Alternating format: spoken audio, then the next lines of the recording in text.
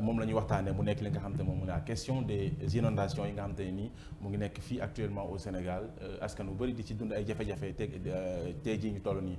alors monsieur Diallo tey jii nan nga jàngatee li nga xam te ni quand même moom moo nekk inondation yi nga xam te ni at bu jot ñuy dund lu ni mel ba léegi mënuñu trouver solution par rapport ak inondation yi nga xam te ni sonal na Sénégal lool.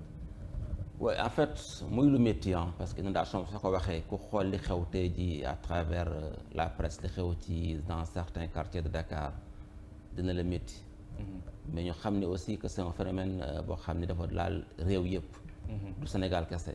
c'est vrai que ku nekk aussi sa métti nga xam parce que tey jii quel que soit lu ñu mën tax tey jii je crois ñi nga xam tey ñi ngi protégé dans les eaux je vous dirais que man sama métti laa xam donc li ñu mën rek mooy vraiment di leen masawu. den woon ni aussi je crois que Sénégal fi ñu toll présentement on doit aller vers une éducation environnementale. alors nga baal ma rek Mouhamed Ndoye je sais pas jot nga ko n'est-ce pas. C'est une information confirmée. Donc je pense qu'on peut balancer cela. justement voilà ci la nekkoon di liggéey ak waa Régie. donc ñoom ñu ngi ma koy confirmer tamit. di xibaaru tiis ak naqar. moom mooy le président Hissène Habré. donc mujj na ñàkk bakkanam gannaaw bi nga xamante ne nii Covid 19 bi songu na ko. démb tey jii nii mu demoon urgence. finalement xibaar yi jot nañ ko léegi Hissène Habré. dafa mujjee ñàkk bakkanam ci Covid 19 bi di fàttali ne rek. nekkoon na président Tchad. depuis 1982 ba 90 ci la yoroon Tchad maanaam 8 ans. la nekkoon président Tchad gannaaw nag li nga xam ne moom mooy ab coup d'état ci la jëloon li nga xamante ne nii moom mooy nguur gi. di fàttali tamit mu ngi juddu woon ci atum 1942 13 août 1942 ci la juddu woon fële nga xam ne moom mooy Faya Largo. nekkoon homme d'état bu mag biir Tchad bokkoon ci peuple bu ñu naan peuple Toubou. ak clan Anakaza. clan boo xamante ne nii clan bu ñu xam la bu ñu ràññee la fële nga xamante ne nii moom mooy Tchad donc xibaar bi. ñu fàttali leen ko rek moom mooy Hissène Habré mujj naa ñàkk bakkanam gannaaw li nga xamante ne nii moom mooy Covid 19 bi démb gisoon nañ jabaram def communiqué. Fatim madame Habré def li nga xam ne moom mooy communiqué xamale woon ne vraiment sonn na ci situation te soxla woon na ñaan waaye finalement ñaan yooyu ne suñu borom du ko tënkamlu yóbbu bakkanu ki nga xam ne moom mooy Hissène Habré di ko jaal peuple tchadien bi peuple africain bi yëpp di ko jaal mbokk jullit yi parce que jullit la woon donc di ñaan yàlla mu xare ko àjjana. jéggal ko ay bàkkaaram ak ay rëccam ñi nga xam ne ñoo fi des yàlla tënk ñu ci njub ak baax ak tekki ba ñu fekk ko fële ca aljana ci barke borom bi donc loolu moom moo nekkoon xibaar bi monsieur. donc comme ni nga ko waxee rek ñun aussi vraiment ñu ngi associé wu ci métit bi parce que je crois que aussi métit la parce que suñu mbokku jullit la te aussi c'est un président qui avait choisi le Sénégal ñëw fii exilé wu fii nekk vraiment un Sénégalais. donc sa famille est là ñu ngi waakam donc ñu koy jaale son excellence président de la République. di ko jaale aussi le peuple sénégalais parce que c'était un Sénégalais parmi nous. di ko encore jaale tous les Tchadiens vivant au Sénégal. donc muy lu métti mais na aussi comme mbiru yàlla la aussi dañ koy ñaanal yàlla rek yàlla xaree ko àjjana. fa mu jëm gënal ko fa mu jógee. nga wéyal rek par rapport ak fi nga tolloon ci inondation yi. waaw je disais que Sénégal dañu war a toll fa xam ne on doit revoir l'éducation environnementale. mooy tey ñu xool suñu taxawaay parce que jamono aussi bu soppeekoo faaw nga soppeeku ànd ak moom. te on a vu que depuis plusieurs années ñi ngi wax que am na changement climatique yuy opéré wu à travers le monde tey ji réew boo dem c'est des inondations. Et je crois que man li may woo état bi di ko woo aussi sama mbokku Sénégalais yi rek mooy dañuy xool fu ñuy dëkk. et je crois que dañu ngay jékki-jékki gis un quartier qui est né Sénégal rek ngay gis ñu naan fàq dëkk donc muy loo xam ne c'est un phénomène mi ngi gën di habitué wu. mais fàq dëkk boobu noonu monsieur Diallo lan moo koy waral parce que je pense que man tey jii su ma gisoon benn barab benn terrain aw ma droit ñëw rek fàq dëkk am na ñu may jox autorisation am na kayit yoo xam te nii war naa ko mën a remplir am na procédure yu bëri yoo xam te war naa ko mën a def avant may fàq dëkk. waaw xam nga en fait habitation dafa am ay normes je crois que am na ay normes yoo xam ne nit ki war na koo am d'abord muy ay titre de propriété. boo dëgg aussi fàq dëkk mooy koo xam ne amul kayit. fekk espace rek ñëw créer sa benn zone fàq dëkk après nag maintenant ñu dem di ko régulariser et malheureusement aussi bu ñu commencé di kas ñu naan ñi ngi yàq ay kër yoo xam ne ay Sénégalais ñoo ko tabax daan seen doole ñàkk te xamuñ ne que c'est des occupations irrégulières. mais est-ce que tey jii li ma bëgg a wax moom mooy est-ce que gënutoon occupation irrégulière boobu ñu éviter ko comment nit ki bu amul ay kayit yu normal mu bañ a dëkk. waaw là vraiment ànd naa ak yow mooy vraiment dem vers une politique d'anticipation. waaw mooy di créer ay ZAC yoo xam ne dañ koy aménager ba noppi jox ko nit ñi. voilà et là aussi je crois l'État mi ngi ci depuis un certain temps avec les 100 000 logements. je crois que pour corriger waaw xam nga loolu aussi bon correction la quoi. correction la boo xam ne tey jii mi ngi taxaw. État bi mi ngi ci taxaw pour vraiment corriger ces manquements là yoo xam ne dañu ko noté autour de ces occupations anarchiques là. tey da ngay gis Sénégal rek ngay dégg ñu naan waxi naan. nga ñëw dëkk fa. ay canne basse parce que boo déggee basse mooy zone boo xam ne c'est une zone basse. la nappe dafay affleurer.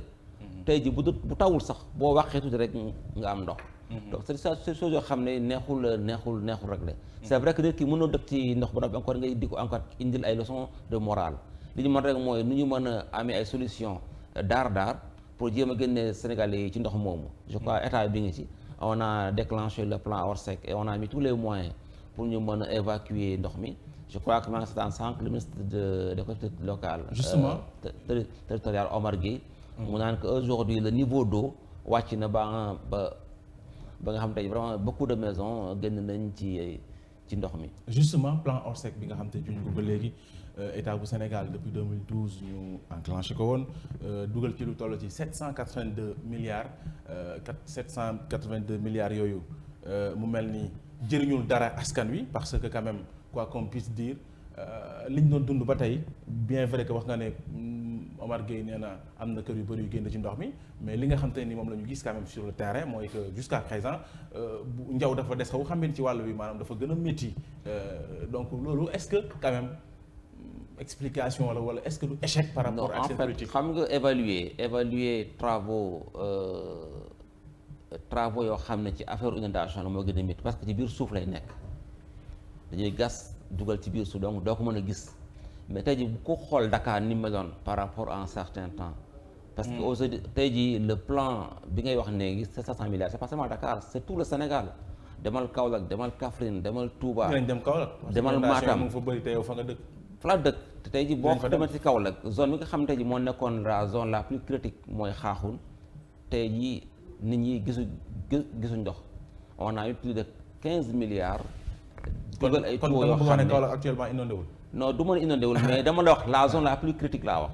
waaw moo nekkoon Xaaxun. waaw foofu moom année bu tawoon rek waxuma la tawoon mais bu xiinoon rek dañuy génn dem occuper école yi. effectivement te man tey jii bi ma ñëw Seneweb aw ma benn kër ma dëgg ne déménagé na dem ci école te à cette période de l'année bu ñu toogoon Kaolack école yi dañ doon fees toutes les écoles étaient remplies parce que ñi dañu doon déménager dem di fa dëkk tey ji amul kenn ku taxul dem ci école donc ça prouve qu'aujourd'hui que li ñu fa defoon comme instrument mi ngi joxe ay résultats. mais taxul inondation yi jógee Kaolack parce que laa may wax ak yow am na kër yoo xam te nii am na koñ yoo xam te ni quartier dafa inondé ba y a des politiciens yoo xam te ni jóg nañu lu ci mel ni Rahma di dem di jàppale askan wi nga xam te ne c'est des sinistrés quand même. en fait man je suis de Kaolack. je suis de Kaolack je l'accepte mais xam nga si Kaolack comme yow tu es de Kaolack. ci sooy am na quartier yoo xam ne c'est des quartiers non aedificandi mooy xam ne kenn waru faa dëkk. boo demee tey ji li mel ni ay boo génnee zone Kaolack bi ngay dugg kawoon. ay Xaaxun foofu téeg la woon ay déegu meew donc c'est des zones yoo xam ne dañoo dem ba un certain temps xam ne ndox amul woon taw bi wàññeeku woon na ñu ñëw di sëkk di dëkk ndox nag du bàyyi yoonam à chaque fois bu ñu waxee rek ñu naan dañuy sëkk dëkk mais chaque fois boo sëkkee bu nawet ñëwaatee du ne meloon rek dafay jëlaat yoonam appui aussi ngay wax ñi wër di appuyer ni je crois que appui moom c'est pas nit ñi dañ koy wax c'est pas la solution. La solution c'est de se trouver des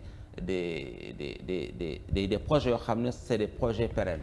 xam ne vraiment tey jii du ñu fi nekk di jàppale ni mais nañu créer ay ouvrages de drainage appuyer les populations à sortir de l'eau. Mariama Sarr ñu ngi ko ci xaar ci Kaolack moom mi nga xam te moom moo nekk maire Kaolack. mi ngi ci waaye des na bu bëree bëri alors xaalis bi nee nañ dugal nañ lu toll ci 500 et quelques. milliards ci taux d'exécution li nga xam ne moo nekk projet bi mais xaalis boobu noonu gisuñ ne carrément dugg na ci biir nga foog jotul tey ji ñu auditer xool exactement fan la koppar gi dugg. en fait man damay nekk ci ministère. te ma xam ni kopparu état di doxee. nekkul ni war a gën a sa poche dem c'est des engagements yoo xam ne dafay am circuit bu mu war a topp. ni ñu yaakaaree ni noonu la détournement yombee nga ñëw rek jël yóbbu def lu la neex c'est pas comme ça il y a des codes de contrôle il y a aussi des procédures d'engagement yoo xam ne dafa war a suivre sa logique. Chaque fois nga dégg on a lancé des marchés mu jaar DCMP validé nga jël ko yóbbu ko trésor xool est-ce que li nga wax ni est-ce que méngoon ak li am mais même ça aussi bu benn tey ji fournisseur gagné woon tey ji marché li nga xam ne tey ji mooy say concurrent dañ koy suivre di xool est-ce que réellement il a gagné le marché de manière normale légale moo tax souvent bu ñu attribué nit marché dañuy may benn temps au moins 1 mois ou bien 15 jours pour temps de contestation maanaam ñi nga xam ne ñoom ñooy les concurrents mën a contester l'attribution moo tax souvent bu ñu wax yéen naan détournement c'est trop facile. kon yow jàpp nga ne xaalis bi dugg na fi mu jëm quoi fi ñu ko jagleeloon. mais mi ngi ci biir suuf si moo li wax sànq rek mooy affaire évaluer ay installation yu xeex inondation nekkul lu yomb parce que ci biir la nekk te xam nga aussi à chaque fois ce que je dis rek mooy ku nekk ak sa métier. mais mu ngi ci suuf si te solution gisuñ ko ci te gisuñ benn njàppandal loolu aussi. si boo demee tey jii am na quartier yoo xam ne à Dakar devant ci rond-point RTS bi bu tawoon mais c'était kenn mën fa woon jaar. mais c'est le minimum. milliards yooyu yëpp doo ko dugal foofu ba pare te du am benn résultat. waaw moo tax ma ne la aujourd'hui duñu réduire à néant les efforts de l'État. L'État a consenti des efforts mais nag nekkul boo xam ne c'est une solution daar. Parce que quoi qu'on puisse dire affaire inondation c'est cyclique. waaw tey jii ban nga régler le problème de Thiaroye dama nga régler le problème de Diacksao mais bi ñu si xoolee Kër Massar bi ñu commencé wax ak léegi ça fait 2 ans. te tey jii encore Kër Massar c'est pas tout le département moom moo nekk dans les eaux c'est une partie donc c'est certains quartiers yoo xam ne tey jii ils sont engloutis. Et je crois que l'État boo gisee daaw bi président demee joxe woon instruction pour nañu ko créer en département c'était pour que ñu rapprocher l'administration des administrés ñu xool tey jii vraiment au niveau local yan politique de développement la ñu mën a jël yoo xam ne tey jii mu nekk de manière participative pour que aujourd'hui. Mais est-ce que c'était une bonne solution loolu noonu. Les gens ils ont un problème d'inondation tu viens tu crées Kër Massar comme un département loolu. mais c'est ça lan la mën a apporter comme solution. xam nga tey jii nit ki li ñu naan souvent rek looy def ngir man def loo ko ak man. Tu le fais contre moi. Pour tey jii toutes les politiques qu'on est en train d'entreprendre. li ci war a d'abord jiitu mooy la conduite de changement. Les ouvrages qu'on va mettre en place au niveau du département de Kër Massar qu'on le fasse avec ñi nga xam ne ñoom ñoo fa dëkk. ñoo gën a xam les zones basses ñoo gën a xam les zones critiques ñoo gën a xam encore ñi nga xam ne aussi souvent ils ont besoin d'être accompagnés tey jii tu crées un département le préfet est là mën na approcher aujourd'hui des chefs de quartier ñu créer ay comités locaux. D'accord. Je crois que loolu mooy tey jii la politique inclusive bi président dégagé à travers la création du département de. D'accord ñu génn ci inondation yi dugg ci li nga xam ne mu ne caution bi ñu fixé à 15 millions ak 30 millions lu ni mel ñu bëri jàpp ne surtout l'opposition que c'est trop cher et que aussi vraiment war nañ ko xoolaat ndax 10 millions yañ ko defoon ñu ngi doon sàkk pour ñu wàññi ko. ñu foogoon ne dinañ ko wàññi ñëw yóbbu ko à 15-30 millions ça ce commentaire par rapport à là-dessus lan lay doon. mais c'est normal. c'est normal. élection dafa am coût. l'élection a un coût. yow sa doom tey buy def entrée en sixième. day fay 500 francs ca ko pour frais d'examen.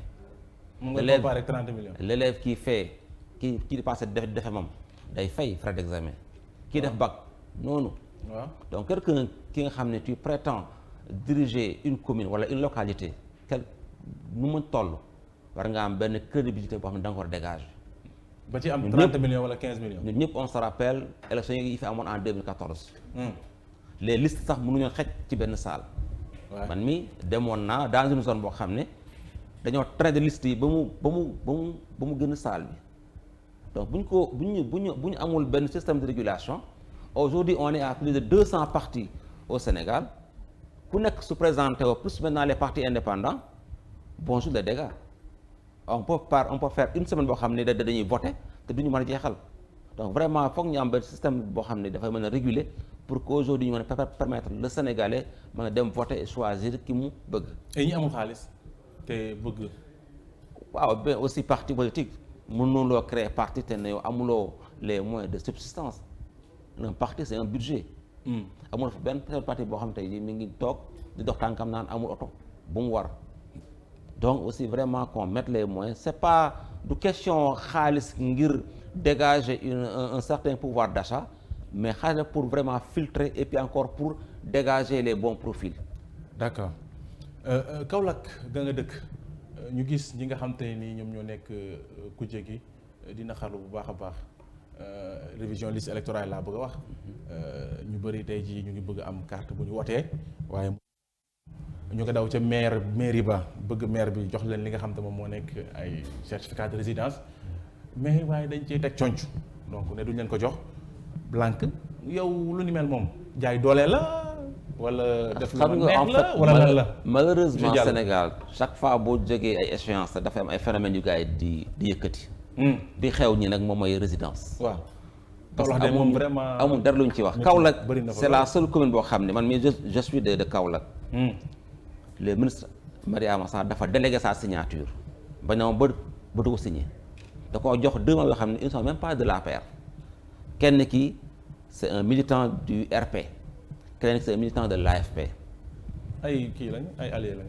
alliés mais ce sont les 2 délégataires de signature. donc boo amatee ji résidence am na 3 ñi nga xam ne mën nañ laa signaler résidence mooy les 2 officiers d'état civil mais aussi encore ak ki nga xam ne tey moom mooy l'officier principal. donc Kaolack suma gis Kaolack ku taxaw ne bëgg naa résidence mun ma ko am et la preuve tey jii doo dem mairie Kaolack ba nga fekk fa une queue. yow xanaa kon dëkkoo Kaolack. fa laa xëyee démb ci suba et la commission électorale bi nga xam ne tey jii moom moo logé à la préfecture c'est à 2 doigts de la mairie. mais le représentant de Pastef bu nekk foofu noonu donc ce qu'il dit là. mooy li ma la wax rek en fait xam nga ce que disent les gens yeewu rek di wax ay waxam quoi. xam nga il faut aussi ñu def benn lecture entre la communication politique ak la communication de terrain. chaque fois su li xewee rek dañuy wut ay lay parce que Kaolack commune c'est la seule commune au Sénégal boo xam ne amul un opposant bu ma taxaw diir mbagg waa Benno Bokk Yaakaar. doo leen gis mënoo cee lim ñaari nit.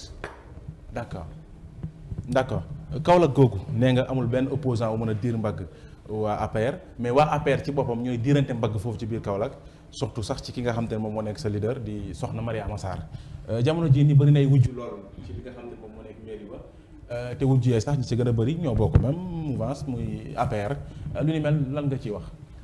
xam nga en fait nit ki ñu naan boo njabootee maanaam moom daal waaw liggéeyam doyul. non nit ki du la neex wax mais tey ji waa Kaolack waxuñ loolu. parce que man mi waxuñ ko. man mi fa la dëkk. tous les week-ends maay Kaolack je suis sur le terrain waa Kaolack waxuñ loolu. xam nga dafa am ce qu'on appelle des politiciens du micro. ils investissent dans la presse ils mettent les moyens dans la presse. ngir tey jii qu'on chante leur louange wala ñu ñëw diaboliser kenn. ñooy waxal waa APR yi ñiy dër mbagg ma comme lu mel ñoom Rahma. ñëpp laay waxal. que muy APR di feneen ak feneen. d'accord. Mariama Sarr c'est la marraine de l'APR à Kaolack quoi qu'on puisse dire. moo fa sos parti bi à Kaolack ànd fa ak Diène Farba Sarr. ak Awa Gueye. depuis 2008. donc ñu implanté le parti à Kaolack ñun ñëpp on a fait le premier pas seen ginnaaw. mu dem nag ba ci 2014. ñu ubbi parti bi ñeneen ñëw fekk si leen mais nag nit ko aussi boo ñëw aussi fekk si nit bul ne puusal ma toog. xanaa wu ma sax xëjal ma sax ma toog mais bul ne génneel ma toog yéen ñëpp baaxul leen ñun ñoo baax. bu fekkee ne la muy def aussi. des na la muy def kenn mënu cee wax loo xam ni leerut. Mariama Sarr bi ko président joxe confiance c'était depuis 2012 bi ñu faloo ba léegi. elle a occupé au moins ñaari postes ministériels en tant que ministre de la femme ak de la fonction publique nekk encore maire de la commune de Kaolack man bi muy jël la mairie de Kaolack en 2014 maa ngi toog ci biir salle bi quand on faisait la passation avec Madiène Diouf c'est la seule commune boo xam ne on a fait la passation avec un budget déficitaire. avec 0 véhicule 0 laa wax de 0 amul sax moto amuñu woon sax installation yoo xam ne c'était pour avoir des machines pour mën a saisir état civil. Et ce jour-là dafa ñibbi këram reerut. Elle me disait hérité naa d'une situation carabinée mais on va relever ensemble le défi.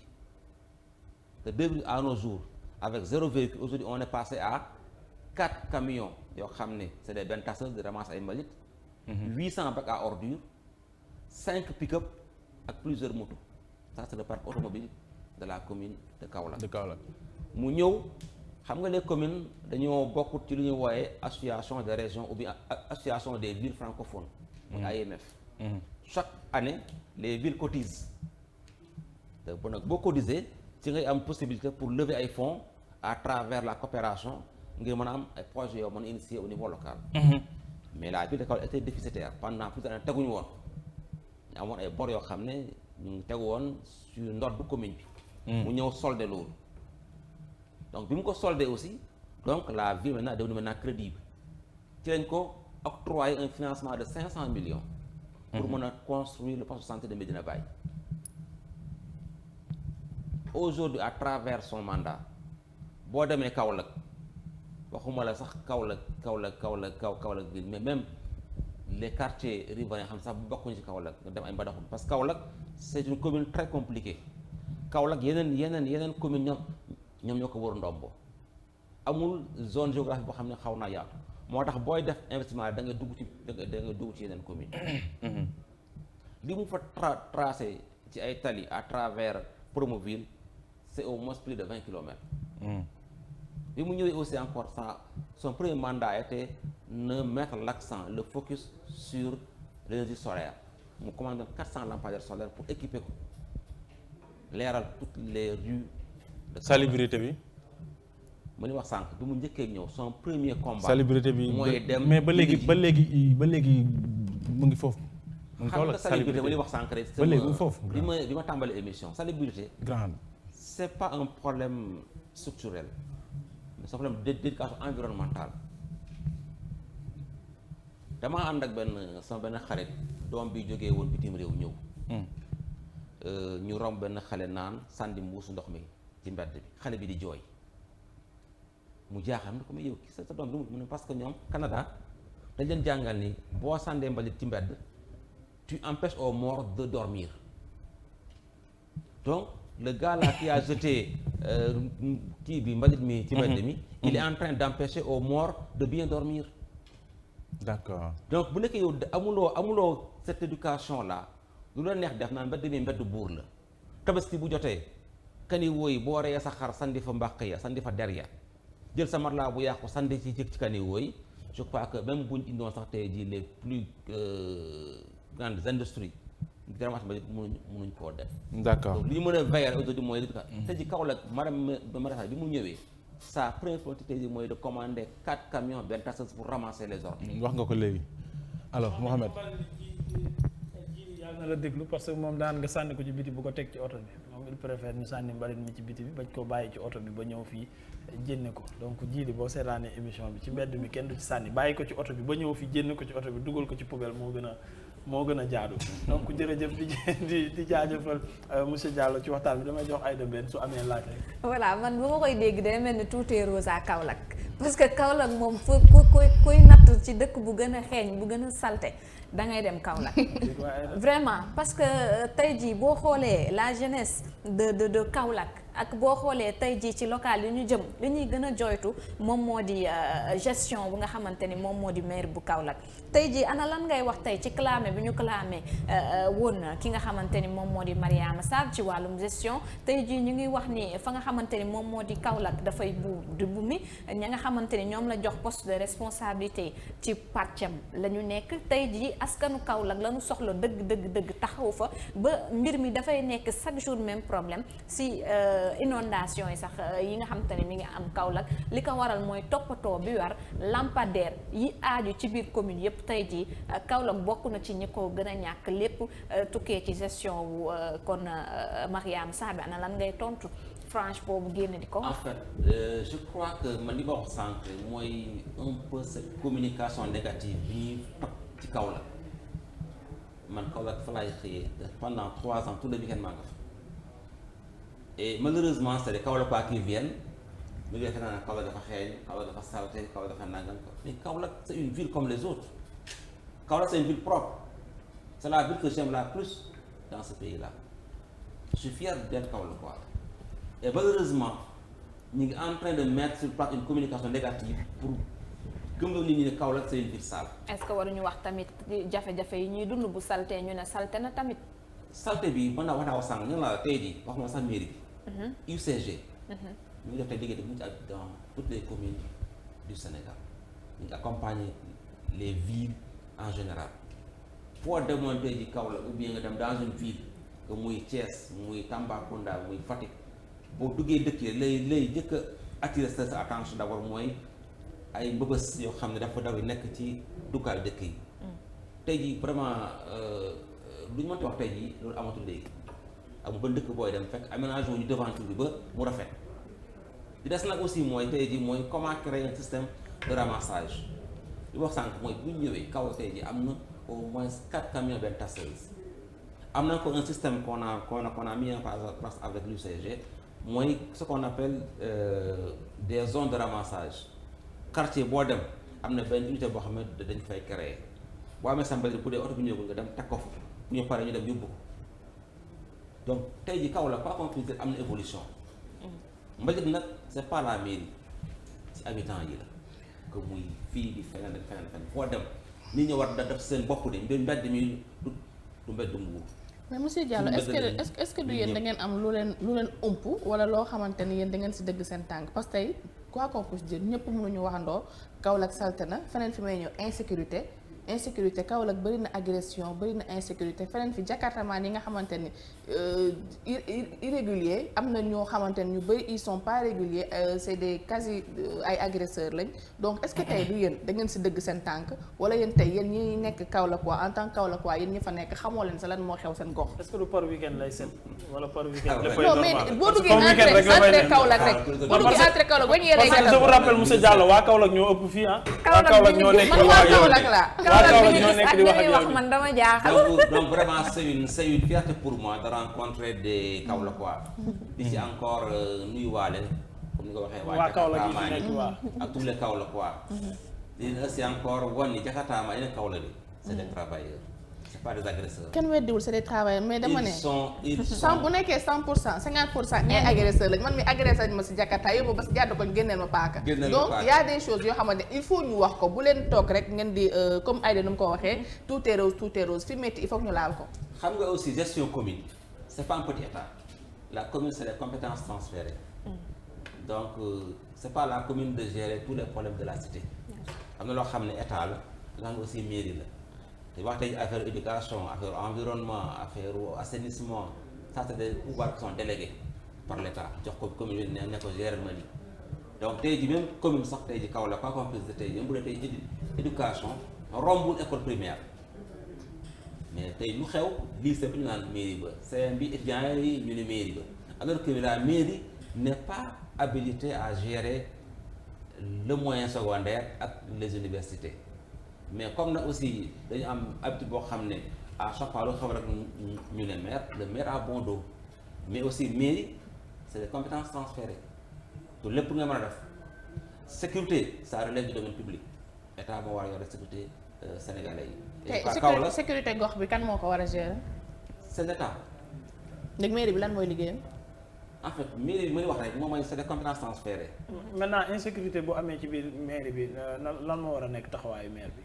ci biir mairie bi. surtout maire bi nekk ministre jege loolu le président de la république. lu war a nekk taxawaay. non en fait xam nga sécurité moom d'abord c'est un truc boo xam ne c'est local man mi sama koñ moom c'est organisé de telle sorte que tey jii ku fa nekk xam nañ la ku fa xëy aussi yeewu aussi xam nañ la ku fa aussi gan aussi xam nañ la. mais est-ce que yéen moyens yi ngeen am organisé wu yéen. non question mais c'est pas question d'organisation la. parce que Barça bi mu ñëwee dafa créer ce qu'on appelle des conseils de quartier à côté des chefs de quartier on a créé ce qu'on appelle des conseils de quartier bu nekk ay genre bureau yu ndaw yoo xam ne ñoom ñoo nekk l'équipe du quartier. ñoom ñooy planifier seen besoins ñooy wax ñi nga xam ne tey jii moom mën nañu soxla mairie bi indil leen dans les 45 quartiers de Kaolack chaque quartier am na son comité de quartier.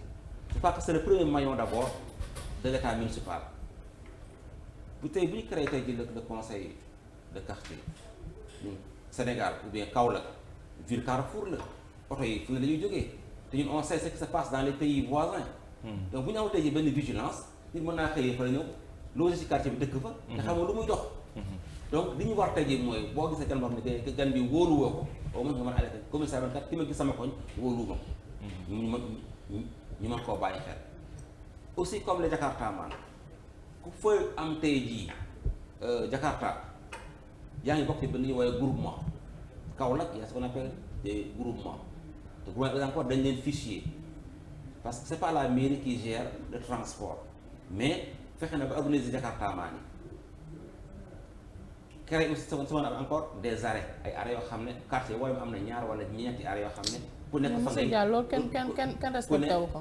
waaw bon du xam nga aussi mënuloo d'un seul coup régler tout le problème mais c'est avec un début d'organisation bien structuré ngay demee ndànk nag ba mën a loolu identifier loolu parce que tey Kaolack tu te rappelles en 2019 amoon na benn émeute boo xam ne émeute Jakarta ma ñu la woon parce que le préfet avait exigé nañu sol ay gilet am ay numéros pour ñu mën a xàmmee ak ay casque malheureusement on l'a commencé mais après ça n'a pas abouti donc yooyu aussi des yoo xam ne ça nécessite des conduites du changement wax ak ñi nga xam ne ce sont ñooy les acteurs pour ñu mën a wàññi mbir mi d'abord ñoom d'abord seen sécurité parce que man je crois Kaolack dama fa gis ñu fay agressé borom Jakarta man sax moo gën a bëri. d'accord ñu ngi ko jógee fële ñëw loué la. waaw ba ci àll bi dóor la. donc sa moto. effectivement loolu am na. c'est fréquent. moo tax chaque fois ñun dañu essayer di leen organiser. pour vraiment qu'on puisse identifier tous les acteurs autour de ce secteur là. waaw man sama laaj benn rek lay doon ma daal di jox mañoon ñu tëj ndax waxtu wi moom ñuy dab par rapport ak situation politique bi foofu opposition ba waa Y'en a marre ya taxaw pour jël mairie bi seeni loxo Fadel Barro noo ko jàngatee yow ak ndax yaakaar nga ne mën nañ leen a duma foofu. non ni ma ko sànq parce que Kaolack vraiment Kaolack c'est pas une ville boo xam ne am na opposition boo xam ne mën naa sëqatal waa Benno Bokk Yaakaar. même waa Y'en a marre ñoom Fadel Barro Y'en a marre ci télé yi la ñuy yem rek. ah bon mais tey sur le terrain Y'en a marre xam na ni que à Kaolack mën sa am un quartier waxuma la commune de Kaolack xam nga politique c'est pas seulement toog ci télé yi. di def say naagu ngeen di def say. c'est pas parce que leader yi nekk biir Kaolack nekk ay ponkal aussi quoi qu'on puisse dire Kaolack moo ëpp ay leaders yi ponkal ci à part foog naa Matam yooyu. ci APR Kaolack bi ñu génnee présidentielle bi on est monté à plus de 75%. donc vraiment on a une maîtrise de l'électorat de la commune. de Kaolack. te aussi doo xëy rek ne damay xëy dem Kaolack sami fas sama ndënd nit ki soo bëggee politique da nga fay juddoo yaroo fa xëy ak nit ñi di kon Fadel juddoo fa. waxuma ne juddoo fa mais man je ne le connais pas sur le terrain politique. Maître El Hadj Diouf nag. El Hadj Diouf man je le vois souvent. sur le terrain politique. moo tamit sax mais j'avoue que xoxatalu leen. non maître moom on est des alliés et souvent nag mu génn ber saawam mais je crois que on est toujours dans le même groupe. et chaque fois on agit ensemble. waaw comme maire Kaolack moom xam naa ne dina intéressé. waaw Kaolack moom xam nga rek Kaolack xorom see bari. Kaolack xorom see bari moo tax à chaque fois Kaolack rek coow yi jóg. ambition yi aussi. comme maintenant la commune là maintenant nekk na comme ni ko madame Mariam Sarr di waxee rek. léegi jànq bi rafet na ku nekk léegi bëgg na ko. mais am na fi temps yoo xam ne Kaolack ko waxoon mairie bi sax mu ne la bëgguma. tellement que métti woon na tellement que attentes yi bëri woon na. mais tey jii nag vraiment yàlla dimbali na Mariam Sarr ba tey jii elle a un bilan à poser sur la table tey jii Kaolack la situation est reluisante. waaye na gën a góorgóorlu ngeen jàpp ko mu gën a góorgóorlu. mais ala kulli xam nga adduna moom noonu adduna moom à chaque fois dañuy wax rek ku war fas da nga koy ne labalit. donc li ñu koy ñaanal rek mooy li nga xam ne commencé na ko en tant que maire de la commune de Kaolack ci ay projets. parce que dama dégg souvent ñu ne Kaolack budget mais nit ñi xamuñu. nga boole wala ko sa kàddu gu mujj rek voilà. xam nga commune c'est 3 piliers. Commune c'est d'abord le budget c'est la coopération ak le plaidoyer tey jii mooy lan ma ñoon ni muy kat Dakar am na fay nit su ma ko joxee Kaolack mën na faa dem porter kaddu askan wi. indi ñu ay partenaires. encore le plaidoyer auprès de l'État koo xam ne tey jii bu état amatee projet bu demee wax sur la table le président génnee lu bari jox ko ne ko yóbbul Kaolack en tant que structure tey jii moom mooy les Promovilles. budget yorul commune budget du ndaw la ci lu mën a gérer ci lu mën a gérer commune. alors nga may ma ko Mouhamed. juste une question bu ma fàtte woon mu nekk le problème des accidents ci route nationale bu Kaolack bi. gis nañ fan yee ñu génn benn accident bu yéeme am fa benn camion malien jaar ci kaw benn taxi ba foog naa 4 décès moo ci amoon. je sais pas donc gis nañ aussi le ministre malien là. autorité malienne ñëw fa donc ngir jaale seen njaboot. mais dafa nekk un éternel combat pour les problèmes sax laay wax pour foofu noonu parce que je me rappelle problème yu mel noonu nekkul démb la fa am nekkul barki démb lu yàgg la fa. pourquoi lan moo tax yoonu Kaolack bi moom bëri accident yi qu'est-ce qui se passe exactement lu waral loolu. mais merci d'abord de la relance. di ci encore vraiment profiter di jaale wala ñi nga xam ne gaañu nañu ci accident boobu. di méttiwul d'abord vraiment accident parce que man fa la ma fekk. avant même l'arrivée des ministres maliens on a reçu l'ambassadeur du Mali. man ànd naa moom ñu dem seeti le gouverneur ak le préfet. parce que vraiment mbir mi compliqué woon na parce que émeutes yi bëri woon na coow la jógoon na fu ne. c'est vrai Kaolack bi tey jii laaj na am voie de contournement je crois li may wax na ko. laa ñu interpellé l'AGEROUTE pour ñu xool tey Kaolack dañu mën a dégager benn voie boo xam ne dafay génn carrément la ville. parce que les camions gros porteurs boo déggee di dëkk bi nga gis ni mu fay jaaree. dafa sax tu as des frissons. donc vivement que ñu mën a créer cette voie de contournement là. di encore relancer parce que maa ngi dégg de ministre transport naan sous peu on va relancer le péage Mbour Fatick Kaolack. mu nekk aussi vraiment une situation boo xam ne dina mën a permettre à la ville de Kaolack de respirer parce que bu ñu ko créer je crois le péage va passer ginnaaw Kaolack la lay jaar génne gi kawoon là aussi vraiment c'est une solution boo xam ne bu amee dina mën a permettre aux camions yi bañ di jaar dans la ville parce que Kaolack c'est une ville religieuse Kaolack tey jii bu gàmmu jotee wala poroxaan jot ñëpp fa la ñuy Carrefour la aussi Kaolack dafay gën a métti da ngay gis des fois ay bouchons yoo xam ne c'est sur des kilomètres donc vraiment nañu gën a ñaan askan wi gën a aussi ñaan aussi état mu gën a jàppale Kaolack bu ma gën a am ay infrastructures yoo xam ne mën a développer la commune.